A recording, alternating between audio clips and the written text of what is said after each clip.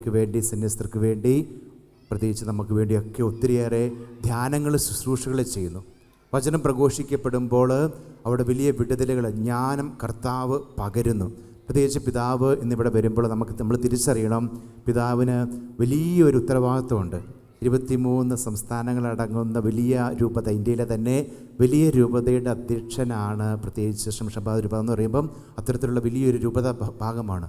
പലതരത്തിലുള്ള കൾച്ചറുകൾ, സംസ്കാരങ്ങളൊക്കെയുള്ള ദേശങ്ങളിൽ പിതാവ് ശുശ്രൂഷ ചെയ്യുന്നു. എനിക്ക് തോന്നുന്നത് പിതാവ് നമ്മുടെ അടുത്ത് വചനം പറഞ്ഞതോടുകൂടെ തന്നെ നമ്മുടെ വിശ്വാസത്തിന് ഒതുങ്ങുന്ന 1-2 അനുഭവങ്ങൾ പിതാവ് പറയുകയാണെങ്കിൽ, നമ്മൾ അവധിക്കൊക്കെ പോകുമ്പോൾ എനിക്ക് തോന്നുന്നത് പിതാവിൻ്റെ അടുത്ത് ചെന്ന് നമുക്കൊരു മിഷൻ ചെയ്യാൻ സാധിക്കും. നമ്മളൊക്കെ വിശ്വാസം നമുക്കുണ്ടെന്ന് നമ്മൾ പറയുന്നുണ്ട്. കർത്താവിൻ്റെ ശുശ്രൂഷയും കൂടെ നമ്മൾ ചെയ്യുമ്പോഴാണ് നമുക്ക് നമ്മുടെ വിശ്വാസം പകരപ്പെടുന്നത്. പിതാവിൻ്റെ അടുത്ത് ഞാൻ വളരെ സ്നേഹപൂർവ്വം പിതാവിൻ്റെ ചില അനുഭവങ്ങൾ, പ്രത്യേകിച്ച് മിഷൻ രൂപതയിൽ പിതാവിനുണ്ടായ അനുഭവങ്ങൾ നമ്മൾ കേൾക്കുവാനായിട്ട് പോവുകയാണ്. പിതാവ് ഷെയർ ചെയ്യുമ്പോൾ എനിക്ക് ഉറപ്പാണ് അത് നമ്മളെ പ്രചോദിപ്പിക്കും. നമുക്കൊന്ന് പിതാവിനെ ശ്രദ്ധിക്കാം. ഒന്നും കൂടെ ഇരിക്കാം. ഷൈജുച്ചൻ പറഞ്ഞതുപോലെ ഞാൻ 2015 മുതൽ 2024 നവംബർ വരെ ശുശ്രൂഷ ചെയ്തിരുന്നത് ആദിലാബാദ് എന്ന് പറയുന്ന രൂപതയിലാണ്. പിന്നീട് തട്ടിൽ പിതാവ് ശംഷാബാദ് രൂപതയിൽ നിന്ന് മേജർ ആർച്ച് ബിഷപ്പായി കേരളത്തിലേക്ക് പോയപ്പോൾ എന്നെ ആദിലാബാദ് രൂപതയിൽ നിന്ന് ശംഷാബാദ് രൂപതയിലേക്ക് സ്ഥലം മാറ്റുകയാണ് ചെയ്തത്. 2024 നവംബർ മുതലാണ് ഞാൻ ശംഷാബാദ് രൂപതയിൽ ശുശ്രൂഷ ചെയ്യുന്നത്. മുൻപ് ശുശ്രൂഷ ചെയ്തിരുന്ന ആദിലാബാദ് രൂപതയിൽ മറ്റൊരു മെത്രാൻ വരാത്തതുകൊണ്ട് അവിടെയും ഞാൻ അഡ്മിനിസ്ട്രേറ്ററായിട്ട് ചെയ്യുന്നു. അപ്പോൾ ഈ 2 രൂപതയെക്കുറിച്ചും വളരെ കുറച്ച് കാര്യങ്ങൾ നിങ്ങളോട് പങ്കുവയ്ക്കാൻ ഞാൻ ആഗ്രഹിക്കുന്നു.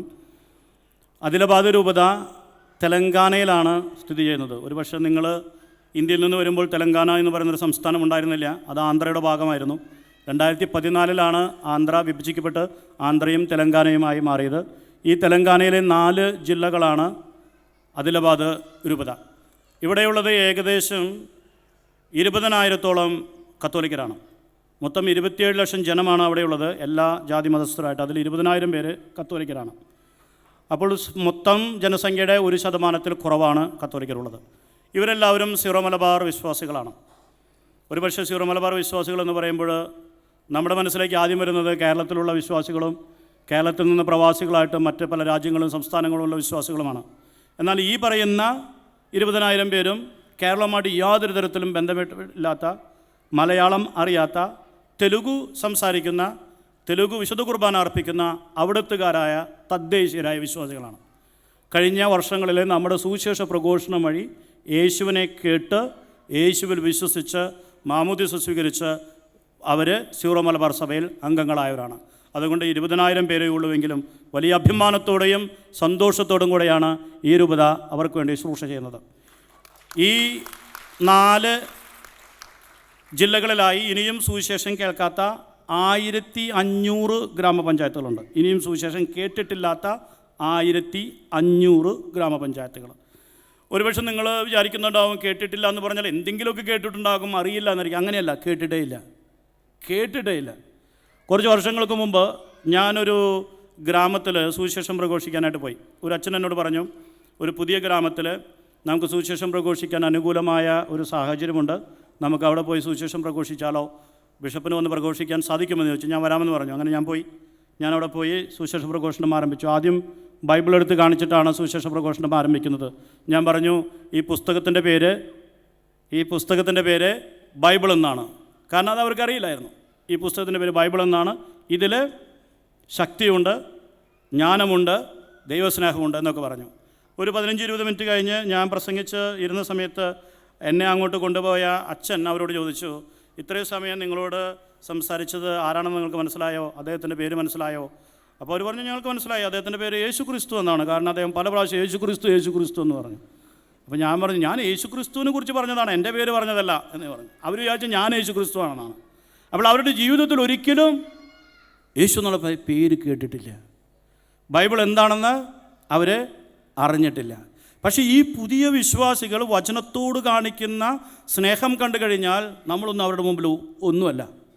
2019 ഞങ്ങളുടെ രൂപതയിൽ ഒരു ബൈബിൾ കൺവെൻഷൻ നടന്ന സമയത്ത് സ്റ്റേജിലേക്ക് അക്രൈസ്തവനായ ഒരു മനുഷ്യൻ കടന്നു വന്നിട്ട് പറഞ്ഞു, എനിക്ക് കുറച്ച് കാര്യങ്ങൾ പറയാനുണ്ട്. നമുക്കറിയാം, പബ്ലിക് പ്രീച്ചിങ് നടക്കുന്ന സമയത്ത് സ്റ്റേജിലേക്ക് കടന്നു വന്ന ഒരു അക്രൈസ്തവൻ വന്ന് എനിക്ക് കുറച്ച് കാര്യങ്ങൾ പറയാനുണ്ടെന്ന് പറഞ്ഞു കഴിഞ്ഞാൽ നമ്മൾ പേടിച്ചു പോകും. കാരണം ഇദ്ദേഹം എന്താണ് പറയാൻ പോകുന്നത് നമുക്കറിയില്ലല്ലോ. അപ്പോൾ അവസാനം അദ്ദേഹം പറഞ്ഞു, എനിക്ക് നല്ല കാര്യമാണ് പറയാനുള്ളത്, നിങ്ങളുടെ കാര്യങ്ങളാണ് പറയാനുള്ളത്, ബൈബിളിനെ കുറിച്ചാണ് പറയാനുള്ളത്, എന്തെങ്കിലും ആയിക്കോട്ടെ എന്ന് ചോദിച്ചാൽ അദ്ദേഹത്തിന് നമ്മൾ ഒരു അവസരം കൊടുത്തു. അപ്പോൾ അദ്ദേഹം പറഞ്ഞു, കഴിഞ്ഞ വർഷം ഈ മൈതാനത്ത് സുവിശേഷ പ്രഘോഷണം നടന്നപ്പോൾ സംഭവിച്ചൊരു കാര്യമാണ് ഞാൻ പറയാൻ പോകുന്നത്. എൻ്റെ മകൾ 6ാം ക്ലാസ്സിൽ പഠിക്കുന്ന പെൺകുട്ടി ആ കൺവെൻഷനിൽ പങ്കെടുക്കാനായിട്ട് വന്നിരുന്നു. അവളുടെ അടുത്ത വീട്ടിൽ ചേച്ചി നമ്മുടെ പള്ളിയിലേക്ക് വരുന്നൊരു ചേച്ചിയായിരുന്നു. ആ ചേച്ചി അവളോട് പറഞ്ഞു, ബെല്ലംപള്ളി എന്ന് പറഞ്ഞ സ്ഥലത്ത് ഒരു ബൈബിൾ കൺവെൻഷൻ നടക്കുന്നുണ്ട്, നീ അതിൽ പങ്കെടുക്കാൻ ആഗ്രഹിക്കുന്നുണ്ടോ? അവൾക്ക് ബൈബിൾ എന്താണെന്ന് അറിയില്ല, ബൈബിൾ കൺവെൻഷൻ എന്താണെന്ന് അറിയില്ല. പക്ഷേ ഈ ചേച്ചീനെ ഇഷ്ടമായതുകൊണ്ട് ആ ചേച്ചി വിളിച്ചപ്പോൾ വരാമെന്ന് പറഞ്ഞു. അങ്ങനെ അച്ഛനോട് പോയി ചോദിച്ചു, അച്ഛാ ഞാൻ ആ ചേച്ചിയുടെ കൂടെ ബൈബിൾ കൺവെൻഷൻ പോയിക്കോട്ടെ. അദ്ദേഹം ഒരു മുഴുകുടിനാണ്, അദ്ദേഹം പറഞ്ഞു നീ എങ്ങോട്ട് വേണമെങ്കിൽ കുളം വന്നു. അങ്ങനെ ഇവള് ഈ ചേച്ചിയുടെ കൂടെ സുവിശേഷം കേൾക്കാൻ പോയി. അവൾ അന്നത്തെ ദിവസം മുഴുവൻ അവിടെ ഇരുന്ന് കേട്ടു. അവൾക്ക് ഭയങ്കരമായിട്ട് ഇഷ്ടപ്പെട്ടു, വലിയ അനുഭവമായി. അപ്പോൾ അവൾ ആ ചേച്ചിയോട് പറഞ്ഞു, നാളെയും ചേച്ചി വരുമ്പോൾ എന്നെ കൊണ്ടുപോകണം, എനിക്ക് നാളെയും വരണം. പിറ്റേ ദിവസം അവൾ വന്നു, അവസാനത്തെ ദിവസം അവൾ വന്നു. അവസാനത്തെ ദിവസം ഞങ്ങൾ ബൈബിളില്ലാത്തവർക്കൊക്കെ ബൈബിൾ കൊടുക്കുന്നൊരു കാര്യമുണ്ട്. അങ്ങനെ ഈ പെൺകുട്ടി വലിയ സന്തോഷത്തോടെ ഒരു ബൈബിൾ വാങ്ങിച്ചു. വലിയ സന്തോഷത്തോടെ ഈ ബൈബിളും കൊണ്ട് വീട്ടിലേക്ക് പോയി. വീട്ടിലേക്ക് പോയിട്ട് അച്ഛനോട് പറഞ്ഞു, അച്ഛാ അച്ഛൻ എൻ്റെ പുസ്തകങ്ങളും ബാഗുകളും ഒക്കെ വെറുതെ വഴിയിലേക്ക് വലിച്ചറിയാറുണ്ട്, കീറിക്കളയാറുണ്ട്. ഇത് ബൈബിളാണ്, ക്രിസ്ത്യാനിയുടെ വേദപുസ്തകമാണ്, ഇതിൽ ശക്തിയുണ്ട് എന്ന് അവിടെ പറയുന്നത് ഞാൻ കേട്ടു, എനിക്കത് അനുഭവമായി, അതുകൊണ്ട് ഞാൻ കൊണ്ടുവന്നതാണ്. ദയവ് ചെയ്ത് ഈ പുസ്തകം കീറിക്കളയരുത്, ഈ പുസ്തകം വലിച്ചെറിയരുത് എന്ന് പറഞ്ഞിട്ട് ആ വീട്ടിലെ ഒരു സ്റ്റൂളിൽ വെച്ചു.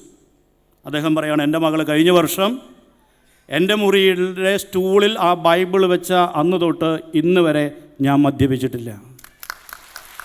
മദ്യപിക്കാൻ എനിക്ക് ആഗ്രഹമില്ലാഞ്ഞിട്ടല്ല, മദ്യപിക്കാൻ ഞാൻ പരിശ്രമിക്കാഞ്ഞിട്ടുമല്ല, മദ്യപിക്കാൻ എനിക്ക് സാധിച്ചില്ല.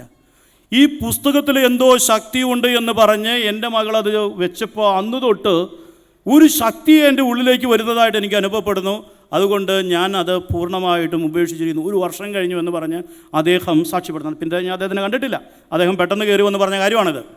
അപ്പോൾ ഒരു അക്രൈസ്തവൻ ബൈബിൾ ഉയർത്തിപ്പിടിച്ച് പറയുകയാണ്, ഈ ബൈബിളിൽ ശക്തിയുണ്ട്, ഇത് നിങ്ങളുടെ വേദപുസ്തകമാണ്, ഇതിൽ ശക്തിയുണ്ട് എന്ന്. നമ്മൾ ഈ വചനം വായിക്കാൻ തുടങ്ങിയിട്ട് എത്ര വർഷമായി? ഇതിൻ്റെ ശക്തി നമ്മൾ അനുഭവിച്ചിട്ടുണ്ടോ? നമ്മുടെ ജീവിതത്തെ മാറ്റിമറിക്കുന്ന ഈ വലിയ കൃപ നമ്മുടെ ജീവിതത്തിലേക്ക് കിട്ടിയിട്ടുണ്ടോ? ഞാൻ സെമിനാരിക്കാരനായിരുന്ന സമയത്ത് 2005 കോനമ്പേട്ട എന്ന് പറയുന്നൊരു ഗ്രാമത്തിലേക്ക് പോയി. ആ ഗ്രാമത്തിൻ്റെ പ്രത്യേകത അന്നത്തെ ആന്ധ്രാപ്രദേശായിരുന്നു. ആന്ധ്രാപ്രദേശിലെ വിദ്യാഭ്യാസപരമായിട്ട് ഏറ്റവും പിന്നാക്കം നിൽക്കുന്ന നെന്നൽ എന്ന് പറയുന്ന താലൂക്കിൽ ഒരു കുഗ്രാമമാണ്. കുട്ടികൾ ആദ്യമായിട്ട് സ്കൂളിലേക്ക് പോകാൻ തുടങ്ങിയിട്ടുള്ളൂ. അവരുടെ മാതാപിതാക്കളൊന്നും സ്കൂൾ കണ്ടിട്ട് പോലുമില്ല. അന്നത്തെ കുട്ടികൾ സ്കൂളിൽ പോകാൻ തുടങ്ങിയിട്ടുണ്ട്. ഞാൻ ഈ പ്രാർത്ഥന നടത്തുന്ന സമയത്ത് ഒരു 65 വയസ്സോളം പ്രായമുള്ള ഒരു സ്ത്രീ ബൈബിള് കെട്ടിപ്പിടിച്ച് പ്രാർത്ഥനയ്ക്ക് വരികയാണ്. ഞാൻ കണ്ടപ്പോൾ എനിക്ക് അത്ഭുതം തോന്നി. 65 വയസ്സുള്ള ഒരു സ്ത്രീ ആ ഗ്രാമത്തിൽ ബൈബിള് വായിക്കാൻ പഠിച്ചു എന്ന് പറഞ്ഞാൽ നമുക്ക് വിശ്വസിക്കാൻ പറ്റുന്ന കാര്യമില്ല. അത് കഴിഞ്ഞ് പ്രാർത്ഥനയ്ക്ക് കഴിഞ്ഞ് ഞാൻ നിൽക്കുന്ന സമയത്ത് ഈ അമ്മച്ചിനെ പിന്നെയും കണ്ടു.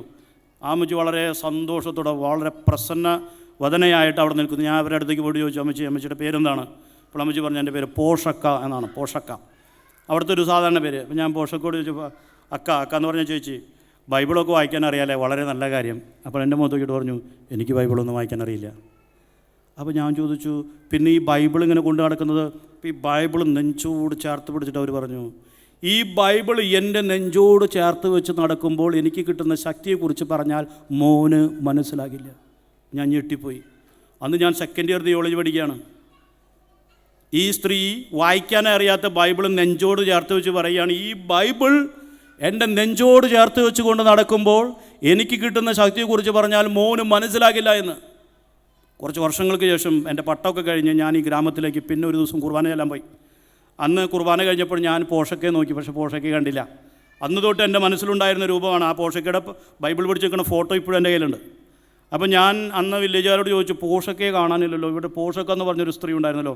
അവർ പറഞ്ഞു, പോഷക്കയ്ക്ക് വയ്യ, പോഷക്ക കിടപ്പലാണ്, തളർവാദ രോഗം പിടിച്ചിരിക്കുകയാണ്, കഴുത്തു മുതൽ പരിപൂർണ്ണമായും തളർന്ന് കിടക്കുകയാണ്. അപ്പോൾ ഞാൻ പറഞ്ഞു, ഒരു 3-4 വർഷം മുമ്പ് ഞാൻ അവിടെ വന്നിരുന്നു, ബൈബിളും പിടിച്ച് പോഷക്ക വന്ന് കണ്ടിരുന്നു. അപ്പോൾ അവർ പറഞ്ഞു, ശരിയാണ്, പോഷക്ക എന്നും ബൈബിൾ പിടിച്ച് വരാറുള്ളായിരുന്നു, അവസാന നാളുകൾ വരെയും ബൈബിളും കൊണ്ടുവന്നു, പക്ഷേ ഇപ്പോൾ വരാൻ പറ്റില്ല. അപ്പോൾ ഞാൻ പറഞ്ഞു, എനിക്ക് പോഷക്ക ഒന്ന് കാണണം. അങ്ങനെ ഞാൻ പോഷക്കയെ കാണാൻ പോയി. ഒരു കുടിൽ വെറുതെ 4 കാല് കുഴിച്ചിട്ടിട്ട് വേലി പോലെ കെട്ടി 2 വശത്തു നിന്നും മണ്ണ് വെച്ചിട്ടുള്ളൊരു വീട്. പോഷക്ക കിടന്നിരുന്നത് അതിൻ്റെ അകത്തല്ല, പോഷക്ക കിടന്നിരുന്നത് അതിൻ്റെ പുറത്താണ്. ഞാൻ പോഷക്കയെ കാണുന്നത് ഞാവൽ മരത്തിൻ്റെ ചുവട്ടിലാണ്. ഞാവൽ മരത്തിൻ്റെ ചുവട്ടിൽ ഈ സ്ത്രീ പരിപൂർണമായും തളർന്നു കിടക്കുന്നു. സംസാരിക്കാം, അവർക്ക് ഓർമ്മയുണ്ട്. ഞാൻ അവരുടെ അടുത്ത് ചെന്ന് എന്നെ പരിചയപ്പെടുത്തി. അവർ പറഞ്ഞു, കുറേ പ്രദേശമൊക്കെ കൂടെ വന്നിട്ടുള്ളതുകൊണ്ട് എല്ലാവരെയും കൃത്യമായിട്ടൊന്നും ഓർക്കുന്നില്ല, അച്ഛനെ കണ്ടിട്ടുണ്ടാകും. അങ്ങനെ അരമണിക്കൂർ സംസാരിച്ചു. പ്രിയപ്പെട്ടവരെ, ആ സ്ത്രീയുടെ മുഖത്ത് ഞാൻ കണ്ട പ്രസന്നത, ആ സ്ത്രീയുടെ മുഖത്ത് ഞാൻ കണ്ട സന്തോഷം മരിക്കാൻ പോകുന്ന ഒരു വ്യക്തിയുടെ മുഖത്തും ഞാൻ ഇന്ന് വരെ കണ്ടിട്ടില്ല, ഇനി കാണുമെന്ന് ഞാൻ പ്രതീക്ഷിക്കുന്നുമില്ല. സൂപ്പർ സ്പെഷ്യാലിറ്റി ഹോസ്പിറ്റലിലെ ICU വാർഡിൽ കിടക്കുന്ന രോഗികളെ കാണാൻ പോയപ്പോഴും അവരുടെ മുഖത്ത് ഒരു ദുഃഖത്തിൻ്റെ നിഴൽ ഞാൻ കണ്ടിട്ടുണ്ട്.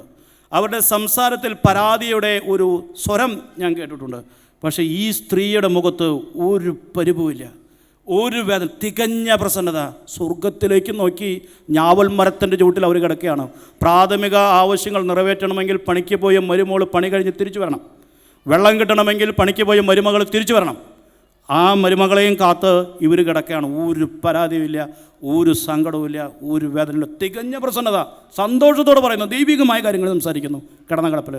ഞാൻ ശ്രദ്ധിച്ചു നോക്കിയപ്പോൾ 4 വർഷം മുമ്പ് ഞാൻ കണ്ട തെലുഗു ഭാഷയിലുള്ള പച്ച നിറത്തിലുള്ള പുതിയ നിയമം ബൈബിള് അവരുടെ നെഞ്ചോട് ചേർത്ത് വെച്ചിട്ടുണ്ടായിരുന്നു. അവർക്ക് വയ്ക്കാൻ സാധിക്കില്ല, ആരോടെങ്കിലും പറഞ്ഞ് അത് വെപ്പിച്ചിട്ടുണ്ടാകണം. അന്ന് എനിക്ക് മനസ്സിലായി അവർ 4 വർഷം മുമ്പ് പറഞ്ഞ കാര്യം. ഈ ബൈബിൾ എൻ്റെ നെഞ്ചോട് ചേർത്ത് വെച്ചുകൊണ്ട് നടക്കുമ്പോൾ എനിക്ക് കിട്ടുന്ന ശക്തിയെക്കുറിച്ച് പറഞ്ഞാൽ മോന് മനസ്സിലാകില്ല എന്ന് 4 വർഷം മുമ്പ് അവർ പറഞ്ഞത് എൻ്റെ കൺമുമ്പിൽ കണ്ട് എനിക്ക് ബോധ്യപ്പെട്ടു. പ്രിയപ്പെട്ടവരെ, ഇത് ദൈവത്തിൻ്റെ വചനമാണ്, ഇതിൽ ശക്തിയുണ്ട്. ജീവിക്കുന്ന ദൈവത്തിൻ്റെ വചനം. കഴിഞ്ഞ 2000 വർഷമായി രാജാക്കന്മാരും പ്രഭുക്കന്മാരും രാഷ്ട്രീയക്കാരും സർക്കാരുകളും പ്രത്യയശാസ്ത്രങ്ങളും ഇല്ലാതാക്കാൻ പരിശ്രമിച്ച ഒരു സ്വരം. പക്ഷെ ആർക്കും കീഴ്പ്പെടുത്താൻ പറ്റാതെ ഈ സ്വരം ഇന്നും ലോകത്തിൻ്റെ എല്ലാ മുക്കിലും മൂലയിലും മുഴങ്ങി കേൾക്കുന്നുണ്ടെങ്കിൽ അതിന് കാരണം ഇത് ദൈവത്തിൻ്റെ സ്വരമാണ്, ഇത് ദൈവത്തിൻ്റെ വചനമാണ്. ഈ വചനത്തിനെ ഇല്ലാതാക്കാനോ നിശബ്ദമാക്കാനോ ഈ ഭൂമിയിലെ ഒരു വ്യക്തിക്കും സാധിക്കില്ല. ഈ വചനത്തെ ഇല്ലാതാക്കാൻ ഒരു ശക്തിക്കും കഴിയില്ല.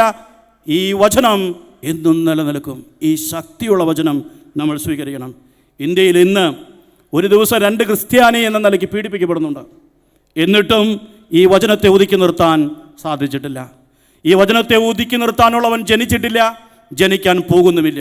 കാരണം അവനേക്കാൾ വലിയവൻ 2000 വർഷം മുമ്പ് ഈ ഭൂമിയിൽ ജനിച്ചു. അവൻ്റെ ശക്തി കൊണ്ടാണ് ഈ വചനം ഇന്നും ലോകം മുഴുവൻ പ്രഘോഷിക്കപ്പെടുന്നത്. ഈ വചനത്തിൻ്റെ ശക്തി നമ്മൾ ഓരോരുത്തരും നമ്മുടെ ജീവിതത്തിൽ അനുഭവിക്കണം. ജീവിക്കുന്ന ദൈവത്തിൻ്റെ ശക്തമായ വചനമാണിത്. അവർക്ക് ഇന്നലെയും മിനിഞ്ഞാന്നും വിശ്വാസം സ്വീകരിച്ച അവർക്ക് ഇത്രയും വലിയ ശക്തി അനുഭവിക്കാൻ സാധിച്ചുവെങ്കിൽ പ്രിയപ്പെട്ടവരെ, നമുക്കൊക്കെ എത്രയധികം ശക്തി ഇതിൽ നിന്നും അനുഭവിക്കാൻ സാധിക്കും. അതുകൊണ്ട് വചനത്തെ സ്നേഹിക്കണം, വചനത്തെ സ്നേഹിക്കണം.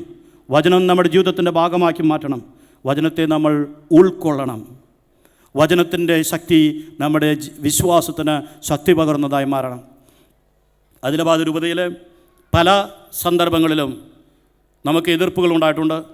പക്ഷേ നമ്മെ അതിശയിപ്പിക്കുന്ന രീതിയിൽ ദൈവം വിശ്വാസത്തെ വർദ്ധിപ്പിച്ചിട്ടുമുണ്ട്. കുറച്ച് വർഷങ്ങൾക്ക് മുമ്പ് ഞങ്ങൾ ക്രിസ്മസിൻ്റെ സമയത്ത് ഒരു സുവിശേഷ പ്രഘോഷണ പരിപാടി ക്രമീകരിച്ചു. എല്ലാ വർഷവും ക്രിസ്മസിന് ചെയ്യാറുണ്ട്. 1/2 മണിക്കൂർ സ്കിറ്റ്, യേശുവിൻ്റെ ജനനത്തെക്കുറിച്ച്, കുറച്ച് പാട്ടുകൾ, കുറച്ച് പ്രസംഗം. അങ്ങനെ ഒരു ഗ്രാമത്തിലേക്ക് ഈ പരിപാടിയുമായി പോയപ്പോൾ അവിടെ ഇതിന് പറ്റിയ ഒരു സ്ഥലമില്ല. സാധാരണ നിലയ്ക്ക് ഏതെങ്കിലും സ്കൂളിൻ്റെ മുറ്റത്തോ ഏതെങ്കിലും മുറ്റം കൂടുതലുള്ള വീടിൻ്റെ അടുത്തോ ഏതെങ്കിലും പൊതുസ്ഥലത്താണ് ചെയ്യാറുള്ളത്. പക്ഷേ ഈ പറഞ്ഞ ഗ്രാമത്തിൽ പോയപ്പോൾ ഒരു സ്ഥലമില്ല. ആകെ കണ്ടത് ഒരു അമ്പലമാണ്. അപ്പോൾ നമ്മുടെ കൂടെ ഉണ്ടായിരുന്ന വിശ്വാസികൾ പറഞ്ഞു, അവരുടെ വിശ്വാസം കാണണം. വിശ്വാസികൾ പറഞ്ഞു, നമുക്ക് ആ ക്ഷേത്രാധികാരികളോട് പോയി പറഞ്ഞ് അനുവാദം വാങ്ങിച്ച് നമ്മുടെ ക്രിസ്മസ് പരിപാടി ഇവിടെ ചെയ്താലോ. അപ്പോൾ എനിക്ക് സംശയമായിരുന്നു അവർ സമ്മതിക്കുമോ. അപ്പോൾ അവർ പറഞ്ഞു, നമുക്ക് സമ്മതിക്കാം, നമുക്ക് ചോദിക്കാം.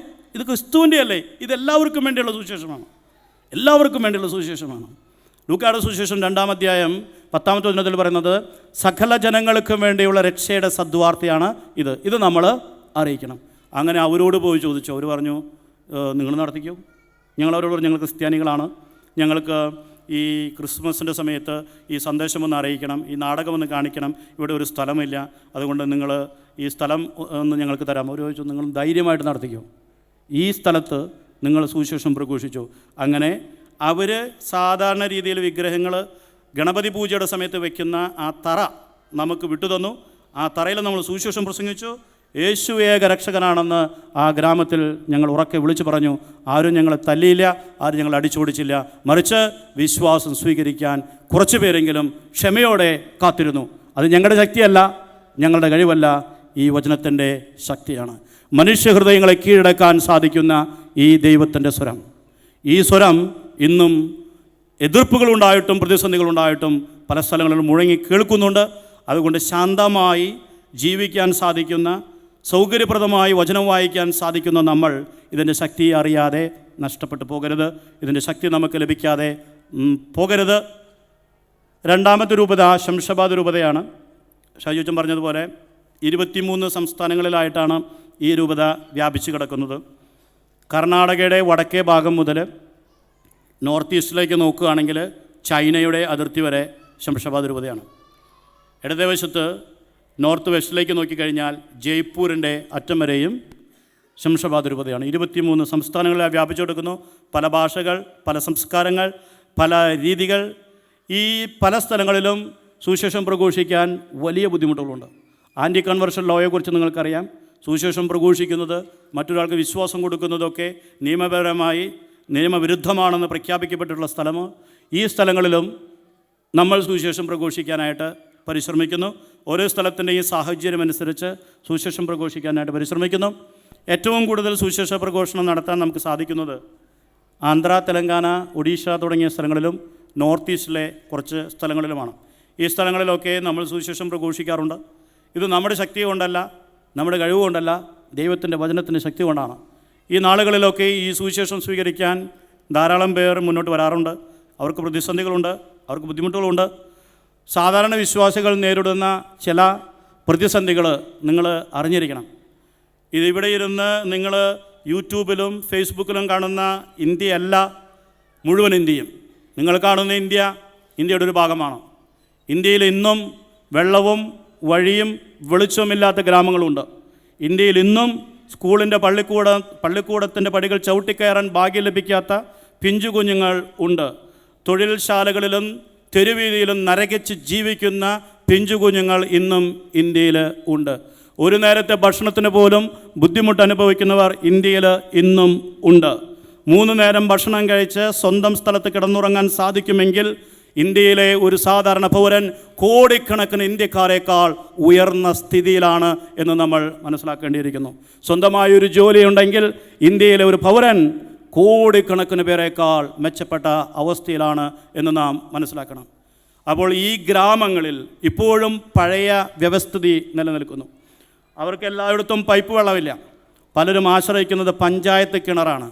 വിശ്വാസം സ്വീകരിച്ചവർക്ക് പഞ്ചായത്ത് കിണറ്റിൽ നിന്ന് വെള്ളം കൊടുക്കില്ല. അവരുടെ ജീവിതം വഴിമുട്ടിയ പോലെയായി. പഞ്ചായത്ത് കിണറ്റിൽ നിന്ന് വെള്ളം കൊടുക്കില്ല.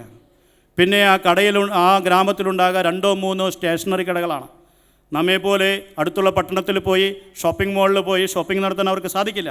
അവരുടെ ഗ്രാമപശ്ചാത്തലത്തിൽ അവിടെയുള്ള സാധാരണ പെട്ടിക്കടകളിൽ പോയാണ് അവർ സാധനങ്ങൾ വാങ്ങിക്കുന്നത്. ആ കടകളിൽ നിന്ന് അവർക്ക് സാധനങ്ങളും കൊടുക്കില്ല. പിന്നെ അവരുടെ ജീവിതം ദുർഘടമായി. എന്നിട്ടും അവർ വിശ്വാസത്തിൽ ഉറച്ചു നിൽക്കും. ക്രിസ്തു ഞങ്ങളെ ബലപ്പെടുത്തുന്നുവെന്ന് അവർ പറയുന്നു. ബൈബിളും പിടിച്ച് അവർ ഞായറാഴ്ച പള്ളിയിൽ പോകുന്ന കാര്യം ഞാൻ നിങ്ങളോട് പറഞ്ഞു. ഞായറാഴ്ച ബൈബിളും പിടിച്ച് പോകുമ്പോൾ മറ്റുള്ളവർക്ക് മനസ്സിലാകും ഇവൻ ക്രിസ്ത്യാനിയാണ്, ഇവൻ വിശ്വാസം സ്വീകരിച്ചവനാണ് എന്ന്. ചിലർ പരിഹസിക്കപ്പെടും, ചിലർ കളിയാക്കപ്പെടും, ചിലർ തടുത്തു നിർത്തും, ചിലർ ഭീഷണിപ്പെടുത്തും, ചിലരെ ഉപദ്രവിക്കും. എങ്കിലും അവർ ബൈബിളും പിടിച്ച് പള്ളിയിലേക്ക് ധൈര്യത്തോടെ വരും. നിങ്ങൾ ഒരുപക്ഷെ ശ്രദ്ധിച്ചിട്ടുണ്ടാകും, ഇന്ത്യയിലെ പല സ്ഥലങ്ങളിലും ഏറ്റവും കൂടുതൽ അക്രമങ്ങൾ നടക്കുന്നത് ക്രിസ്മസ് രാത്രിയാണ്. പള്ളി കത്തിക്കുന്നത്, ക്രിസ്ത്യാനികളെ പീഡിപ്പിക്കുന്നത് ക്രിസ്മസ് രാത്രിയാണ്. കാരണം എന്താണ്? ഏറ്റവും കൂടുതൽ ആൾക്കാർ പള്ളിയിലുണ്ടാകും. ഒരു പള്ളി കത്തിച്ചാൽ ഏറ്റവും കൂടുതൽ പേരെ ബാധിക്കണമെങ്കിൽ എന്ന് കത്തിക്കണം? ക്രിസ്മസിൻ്റെ അന്ന് കത്തിക്കണം. അപ്പോൾ നമ്മുടെ പാവപ്പെട്ട വിശ്വാസികൾ ക്രിസ്മസിൻ്റെ അന്ന് രാത്രി പള്ളിയിലേക്ക് പോകുമ്പോൾ അവരിൽ കുറച്ച് പേർക്കെങ്കിലും ഉള്ളിൽ ഭയമുണ്ട്. തിരിച്ച് വരുമോ എന്ന് പോലും ഭയപ്പെട്ടുകൊണ്ടാണ് അവരവരുടെ കുടിലും പൂട്ടി പള്ളിയിലേക്ക് പോകുന്നത് ബൈബിളും പിടിച്ച്. നമ്മളെ പോലെ വട്ടയപ്പവും കോഴിയിറച്ചിയൊക്കെ ഉണ്ടാക്കി വെച്ച് അതിൻ്റെ മണവും അടിച്ചു പോയി കുർബാന കഴിഞ്ഞ് വന്ന് അത് കഴിക്കാമെന്ന പ്രതീക്ഷയോടുകൂടിയൊന്നല്ല അവർ പള്ളിയിലേക്ക് പോകുന്നത്. തിരിച്ചു വരുമോ എന്ന് ഭയപ്പെട്ട്, പള്ളിയിലേക്കുള്ള യാത്ര സ്വർഗത്തിലേക്കുള്ള യാത്രയാകുമോ എന്ന് ഭയപ്പെട്ടിട്ടാണ് അനേകം ക്രിസ്ത്യാനികൾ ക്രിസ്മസിൻ്റെ അന്ന് പള്ളിയിലേക്ക് പോകുന്നത്. എന്നാലും അവർ ക്രിസ്തുവിനെ ഉപേക്ഷിക്കില്ല. അവർ വിശ്വാസം ധൈര്യമായി ജീവിക്കാൻ തയ്യാറായിട്ടാണ് മുന്നോട്ട് വരുന്നത്. ഇങ്ങനെയുള്ള ക്രിസ്ത്യാനികൾ നമ്മുടെ കൂടെയുണ്ട്. ഇവർക്ക് ശക്തി കൊടുക്കുക, ഇനിയും യേശുവിനെക്കുറിച്ച് അറിയാത്തവർക്ക് യേശുവിനെ പറഞ്ഞു കൊടുക്കുക എന്നതാണ് ഈ രൂപത ചെയ്തുകൊണ്ടിരിക്കുന്ന കാര്യങ്ങൾ. ഞാനൊരു ഗ്രാമത്തിൽ പോയപ്പോൾ ആ ഗ്രാമത്തിൽ ഒരു കുഞ്ഞു പോലും സ്കൂൾ കണ്ടിട്ടില്ല. ഒരൊറ്റ കുഞ്ഞു പോലും. ഞാൻ പറയുന്നത് അനേകം വർഷങ്ങൾക്ക് മുമ്പത്തെ കാര്യമല്ല ഞാൻ പറയുന്നത്. 2025 ഫെബ്രുവരിയിലെ കാര്യമാണ്. ഒരു കുഞ്ഞു പോലും സ്കൂളിൽ പോകാത്തൊരു ഗ്രാമം.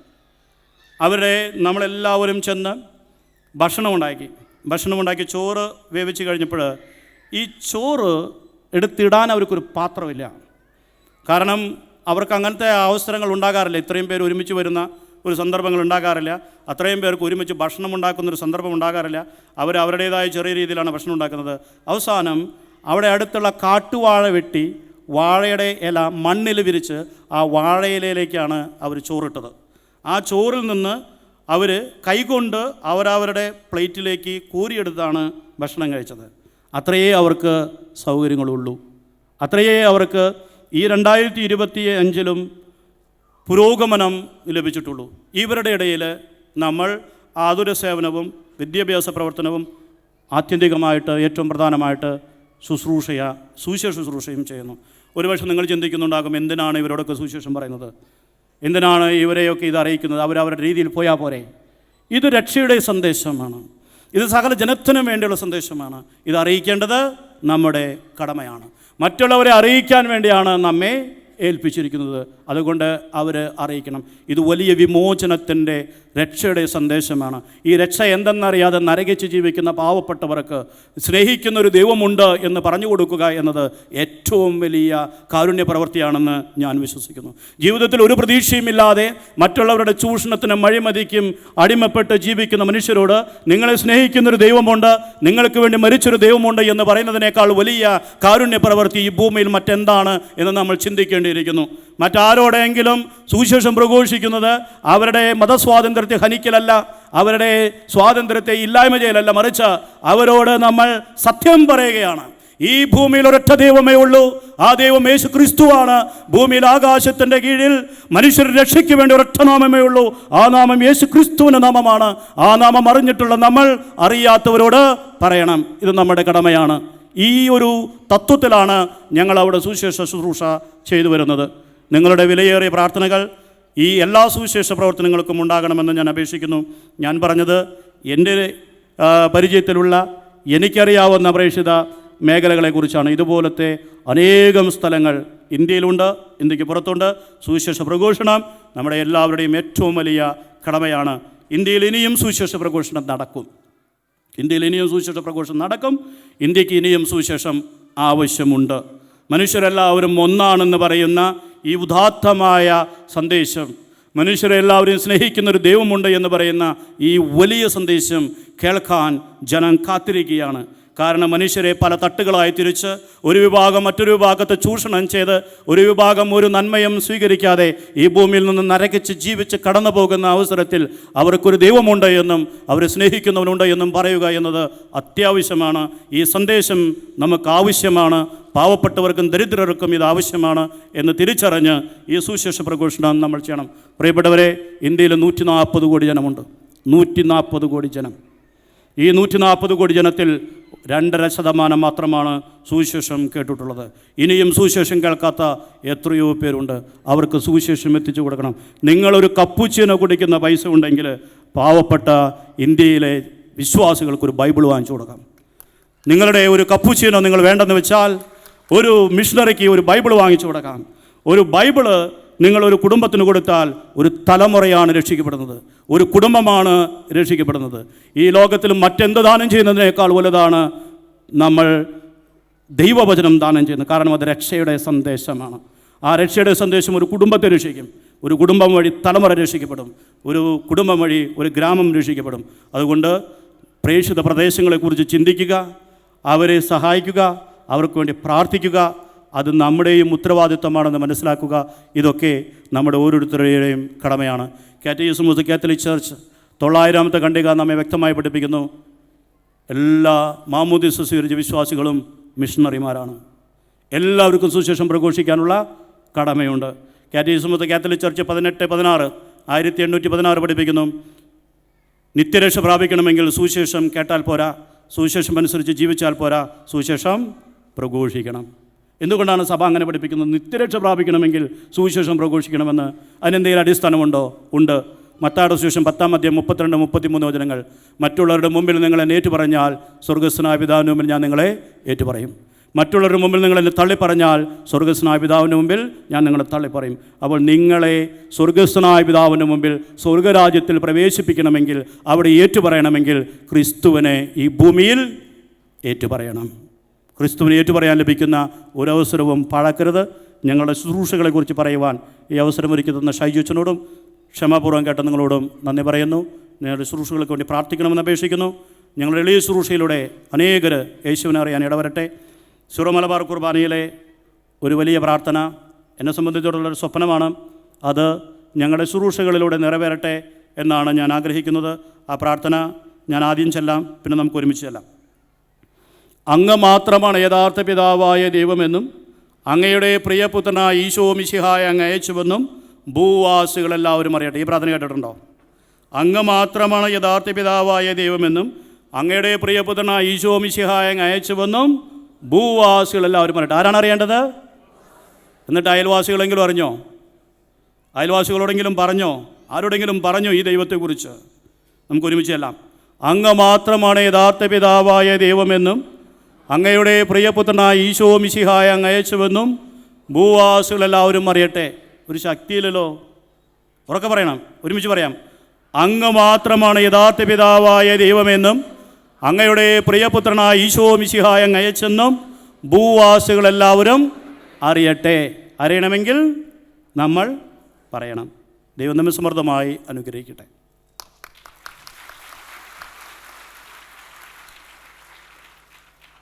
Praise the Lord. ഇപ്പോൾ എല്ലാം പൂർത്തിയായി അല്ലേ? പ്രിയ സഹോദരങ്ങളെ, എനിക്ക് മനസ്സിലാകുന്നത് നോർത്ത് ഇന്ത്യയിലെ പിതാവ് ശുശ്രൂഷ ചെയ്യുന്ന സ്ഥലത്തൊക്കെ സിസ്റ്റർമാരും അച്ഛന്മാരായിട്ട് നടക്കേണ്ട കുറേയേറെ പേര് ഇപ്പോൾ ഇവിടെ വന്നിട്ടുണ്ട്. എന്ന് പറഞ്ഞാൽ കല്യാണം കഴിച്ച് ജോലിക്കൊക്കെ സ്വീകരിച്ച് ഇങ്ങോട്ട് വന്നിട്ടുണ്ട്. മിഷണറിമാരായിട്ട് പോകേണ്ട ആൾക്കാരായിരുന്നു. പക്ഷേ എന്ത് പറ്റി? നമ്മൾ ഭൗതികമായിട്ടുള്ള കാര്യങ്ങൾ അന്വേഷിച്ചു. പക്ഷേ കർത്താവ് ഇപ്പോഴും നമുക്കൊരു വലിയ മേഖല പിതാവിലൂടെ തുറന്നു വെച്ചിരിക്കുകയാണ്. ഇതെന്തിനു വേണ്ടിയാണെന്ന് വെച്ചാൽ, പ്രിയപ്പെട്ടവരെ, ഇത് നമ്മളുടെ ദൗത്യമാണ്. സഭ, നമുക്കറിയാം, ഇന്ത്യയിലെ സഭ 2000-ൻ്റെ വലിയ പാരമ്പര്യമൊക്കെ നമ്മൾ പറയുന്നുണ്ട്, ശരിയാണ്. പക്ഷേ നമ്മളിലൂടെ എത്ര പേര് ഇന്ത്യയിൽ സുവിശേഷം അറിഞ്ഞിട്ടുണ്ട്? അതിനുവേണ്ടി നമുക്കിനിയും ഭാഗഭാഗികളാകുവാനായിട്ട് സാധിക്കും. ഇത് വട്ടാഴ്ചൻ അറിഞ്ഞുകൊണ്ട് തന്നെയാണ് അച്ഛൻ പറയുന്നത്. നമ്മൾ മിഷൻ രൂപതകളെ പ്രത്യേകമായിട്ട് സഹായിക്കും. പ്രത്യേകിച്ച് നോർത്ത് ഇന്ത്യൻ മിഷനെ സഹായിക്കുക എന്നുള്ളത് നമ്മുടെ വലിയ ഉത്തരവാദിത്തമാണ്.